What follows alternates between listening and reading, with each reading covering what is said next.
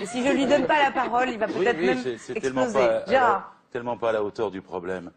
De quoi s'agit-il? La fraude fiscale dont on parle en Europe est 2 fois supérieure à la dette de tous les pays de la zone euro. 2 fois supérieure. Il faut comprendre ça pour les Français. Parce que normalement, ça devrait faire la une de tous les médias pendant des jours et des jours. La crise est résolue. Le chômage est résolu.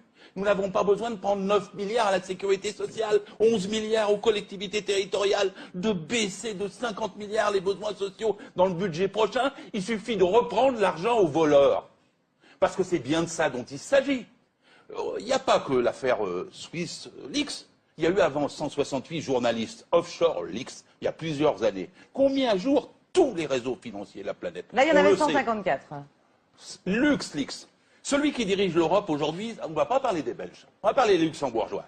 Il a été 15 ans ministre de l'économie au Luxembourg, puis 15 ans Premier ministre. Pendant ces 30 ans-là, il a blanchi l'argent de 340 entreprises. C'est estimé à un total de 2400 milliards d'euros. Parmi les 340 entreprises, il y a 58 multinationales françaises qui, au lieu de payer l'impôt à notre République, de permettre qu'on aide les chômeurs à avoir du boulot, de permettre qu'on ait de meilleurs hôpitaux, de permettre qu'on ait de meilleures écoles, ils trichent au Luxembourg avec la complicité de Jean-Claude Juncker, lequel dit aux Européens « ayez un budget en équilibre, les yeux dans les yeux, comme Cahuzac, ayez un budget en équilibre ». Et il leur dit « ne dépassez pas ».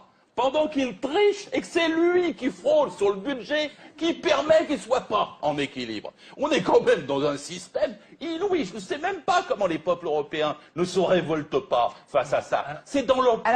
Chaque Français doit comprendre que c'est dans sa poche, que c'est dans ses droits qu'on les vole. Et ces 58 entreprises multinationales, on les dit toujours vive l'entreprise. Philippe, mais celles-là nous prennent nos sous. Gérard Filoche. Vous l'expliquez bien, Gérard. Gérard, la fraude fiscale, c'est combien? C'est 2000 milliards par an.